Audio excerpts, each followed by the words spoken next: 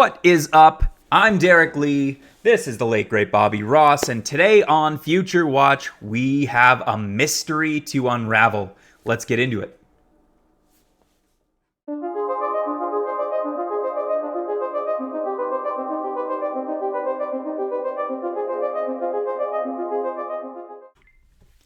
Any good mystery starts off with a good plot. Today we're discussing Finnish forward Brad Lambert. Lambert transferred over to the Pelicans this season of Liga after not finding any success alongside fellow draft-eligible Finn Joakim Kemmel with JYP. His decision to transfer teams was seemingly due to a lack of opportunity. He had just 6 points through 24 games played and was nowhere near the impact player that people anticipated him to be.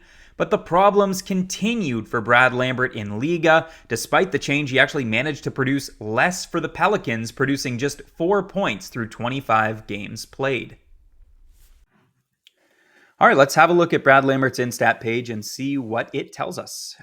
First off, he's going to be number 50, number 92, JYP, number 13 when he's at the U20 level in the video clip. So I'll try to point that out as best as I can for each individual clip. One thing I wanted to point to was his birthday. He's just 3 months shy of eligibility for last year's draft, so he's going to be on the older end of this year's draft. Listed at 6 feet 179. I think, recently I've seen him listed at 6'1", and I think that's more accurate. We'll see in the video clips. You could see that he's actually a pretty tall, lengthy player. He's a right-hand shot. He plays both the wing and center, so he's got that versatility. Looking at his heat map, now, keeping in mind from the last 5 matches, 3 down here, you'll see 3 of the last 5 matches were actually friendly matches at the U20 level. So that's why we see it a lot more lit up in the offensive zone versus where it was in Liga, and a lot less perimeter play, although there is still some perimeter play. But we could see here that it's pretty lit up in and around that net area, which is something you really want to see and something Brad Lambert does well when he's playing against his peers. So we'll see if we can, as I said, unravel the mystery of his game. So looking at production, not very good as we mentioned in the opener. The 23 points are accounting for tournaments as well, so that's not just Liga production. Little moderate, slight area of concern here. Might be a little bit undisciplined, taking 49 minutes of penalties this season while drawing only 24. Not a huge concern, but for Lambert, he's a skilled player. I expected him to be able to draw more penalties than that, so maybe he's not playing with the puck as much as he should. Time on ice, 14 minutes, 11 seconds is pretty low. It's way lower than that in Liga, so this accounts again for all of the tournaments that he was in as well. So that number is actually lower in Liga, which could speak to some of that production as well. So something to keep an eye on moving forward with Lambert. Shots on goal, 3.1. Not a huge number, not really low either, but you'd like it to go up, especially when he's hitting the net 63% of the time. It shows that he has an accurate shot. So if I'm his coach or if I'm, developing this player, I'm going to tell him to shoot more. And lastly, his physical play just isn't very good at all, or it's almost obsolete.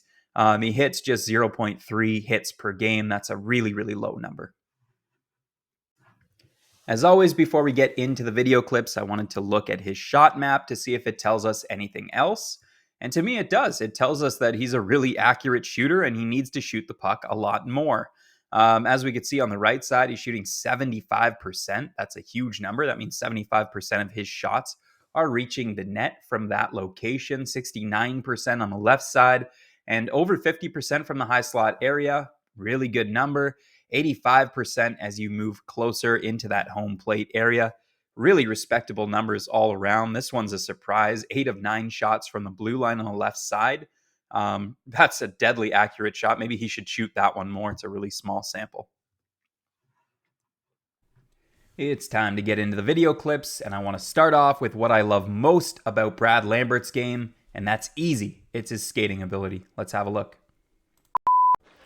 I like how he uses a small hop start to take off, then quickly accelerates from his fast, efficient crossovers. His extensions are longer off the start, and his leg extensions then get shorter as he's moving at top speed. I love this next play from Lambert. Watch how he stops on a dime and creates about 10 feet of separation from the D. The other guy's got to pick him up. Really nice stuff. Now on this play, we'll see that Lambert kind of runs out at top speed, doesn't have a ton of gas in the tank, but really nice deceptive play with his edges. On this end-to-end rush, Lambert puts it all together. Explosive speed through the neutral zone. He demonstrates great awareness here, identifying the forward in the middle who's moving laterally as opposed to back skating, and creates the open lane to the net for a grade A scoring chance. The next area of strength to focus on for Brad Lambert is his playmaking ability. Let's have a look.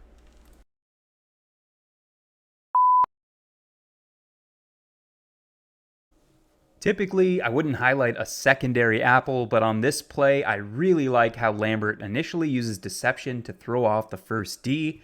He then shields the puck really well with his stick while creating an open lane for his teammate on the cycle. Nicely done.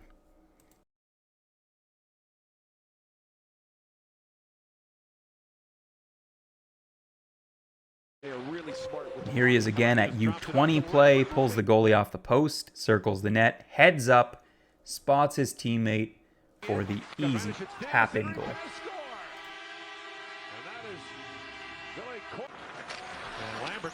I really like the deception that he uses here.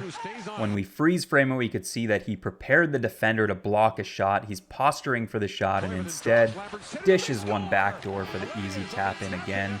Really nice play. Here's one of his nice ones from early on this season with JYP. He shakes off the defender with good skating, lays it to the high slot, and then gets absolutely buried by the defender. Koivunen around the back of the net, but that was a brilliant breakout pass by Kasper Butio. Another returnee for the Finns who had a couple of... Dashing in as Lambert drops it back, and a hard shot taken there by Ville Koivunen. Pretty impressive play again by Brad Lambert, who's had a... One thing that really impresses me about Brad Lambert's game is how modern of a style that he plays. We're going to see him revert back to Kemmel here, and Kemmel's going to give it back to him. A lot of players will skate it to center and choose to dump it in, but Lambert often chooses a controlled entry.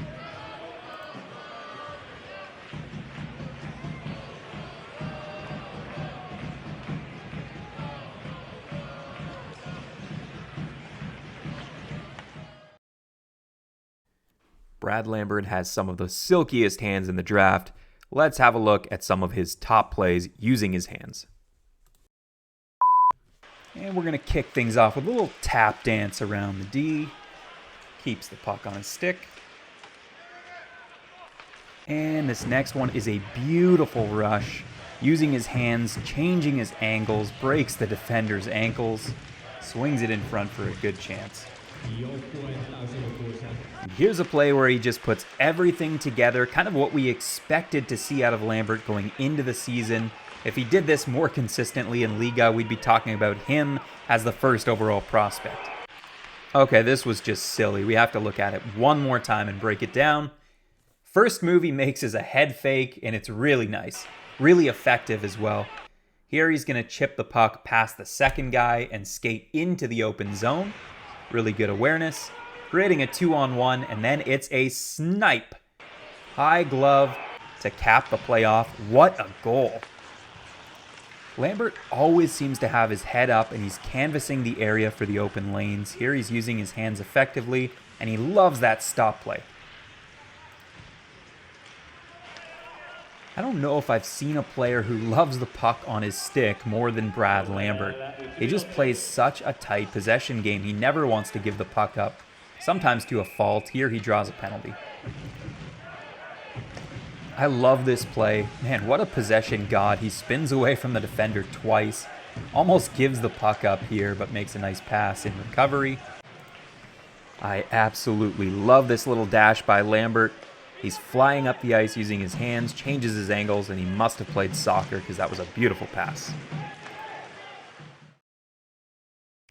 So everything looks good to this point, but we have to add to the mystery. Here's what Brad Lambert really needs to work on. We're going to talk about the Finn, who lacks finish. Specifically, his shooting ability is rough. Let's analyze the one-timer for a second. Freeze it there. We can see his hand positioning is very low. He's got a wide base. I really don't like the swing. He's almost slicing through the shot, and he's not allowing the stick to do the work for him. Lambert has an accurate shot. He's highly skilled, so why isn't he scoring in Liga? Here's a great example. He refuses to drive to the net. He too frequently takes bad angle, weak shots on net, and his wrist shot, although it's very accurate, we're going to see here it just doesn't have a lot of muster behind it. He's not able to pick corners. He often ends up placing it right into the goalie's chest.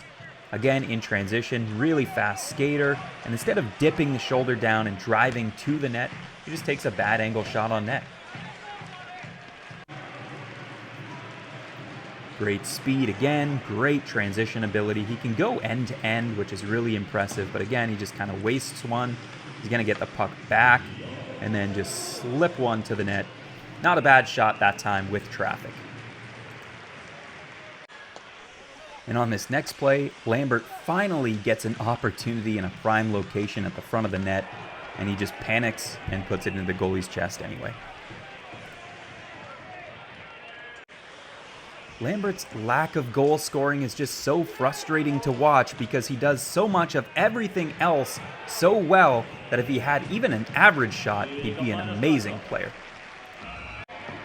If you have this much time and space in a prime location at the NHL level, you're going to be expected to produce, and Lambert's shot just isn't nearly strong enough. Goal scoring ability overall is a skill that you can improve upon and work on, but my concern with Lambert is that it's not even close. When he's in prime locations and gets an opportunity, which is somewhat rare because he doesn't like to go to those locations, he really does not have patience with the puck, and the skill becomes panic far too often.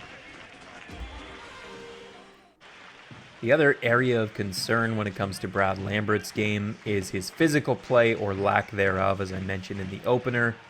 In Liga, he's just often physically overwhelmed by the competition.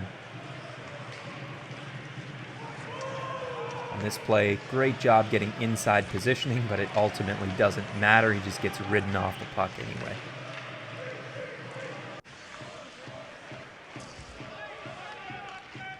One's rimmed around. Lambert's using his great speed, and then he gets absolutely clipped with either a knee or a hip check. That one might have been dirty.